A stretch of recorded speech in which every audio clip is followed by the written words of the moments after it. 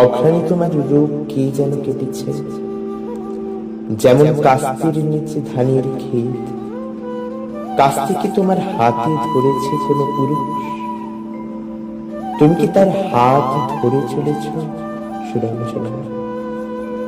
নক্ষত্রের পানে চেয়েছি কি তার রূপের কথা ভাবছ? যেমন রূপ নিয়েছিল তোমার রূপ আমার চোখের সামনে একবার, তারপর হারিয়ে গেল আকাশের নক্ষত্রের ভেতরে। সুরঞ্জনা, তোমার হৃদয়ে আজ ঘাস, বাতাসের ওপারে বাতাস, আকাশের ওপারে আকাশ।